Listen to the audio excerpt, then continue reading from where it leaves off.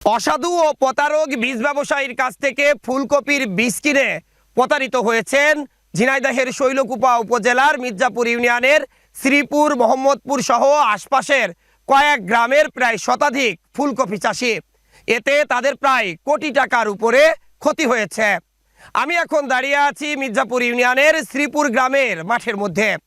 এখানে এসে হতভাগা সেই সব ক্ষতিগ্রস্ত কৃষকদের সাথে কথা বলছিলাম। আমাদের কপি আছে 50 শতক জমিতে আমি কপি আবাদ করি। এই কপি বীজ নিয়ে আসছিলাম। মিন্টু বীজ ভান্ডারের মালিকের নাম মিন্টু হোসেন, বাড়ি মোহাম্মদপুর, চড়িয়ার বিল বাজার তার বীজ ভান্ডারের দোকান। সেখান থেকে বীজ দেশে আমার সুদর্শন বলে বীজ দেশে, বীজের জাতের নাম সুদর্শন, কিন্তু বীজ প্যাকেট করিয়েছে আছে অন্য বীজ দিয়ে প্যাকিং করে আমাদের চালাইতেছে। আমি হলো 33 শতক জমিতে সুদর্শন কপি লাগাইছিলাম। আমি মিন্টুর মাধ্যমে হাসান বীজ ভান্ডার, সে হলো বীজ হলো বাইরে থেকে এনে মানে প্যাকেট কোটার বীজ নিয়ে আসে, সে হলো প্যাকেটজাত করে। মিন্টুর মাধ্যমে হাসানের কাছ থেকে বীজ আনছিলাম।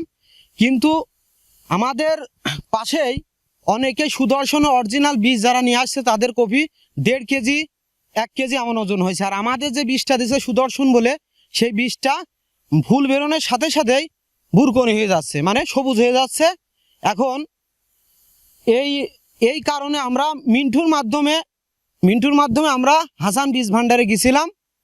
সেখানে আমাদের শ্রীপুর গ্রাম থেকে 10 বিঘা 11 বিঘা জমির একটা হিসাব দেওয়া হয়েছিল যে শ্রীপুর গ্রাম থেকে নষ্ট হয়েছে।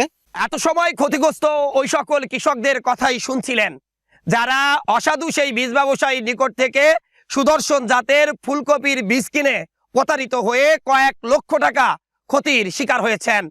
এটি তো শুধু শ্রীপুর গ্রামের কৃষকদের কথাই শুনছিলেন। পার্শ্ববর্তী মোহাম্মদপুর, আলমডাঙ্গা, চড়িয়ার বিল, চরচড়িয়ার বিল সহ চড়িয়ার বিল বাজার থেকে মিন্টু বীজ ভান্ডার থেকে যে সকল ব্যবসায়ীরা সুদর্শন জাতের এই বীজ ক্রয় করেছিলেন, তারা সকলেই এভাবে প্রতারিত হয়েছেন।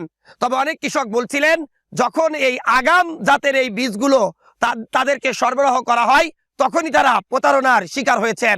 তখন কিন্তু ফুলকপির এই বাজার মূল্য ছিল অনেক বেশি। পরবর্তীতে যাদের এই সুদর্শন জাতের ফুলকপির বীজ দেওয়া হয়েছে, তারা কিন্তু কেউ সেভাবে প্রতারিত হয়নি। আমরা চাই এই ঘটনায় এই যারা জড়িত তাদেরকে দৃষ্টান্তমূলক শাস্তির ব্যবস্থা করা হোক, যাতে করে এই কৃষকরা আবার নতুন করে অন্য কোনো ফসল চাষ করে তারা ঘুরে দাঁড়াতে পারে।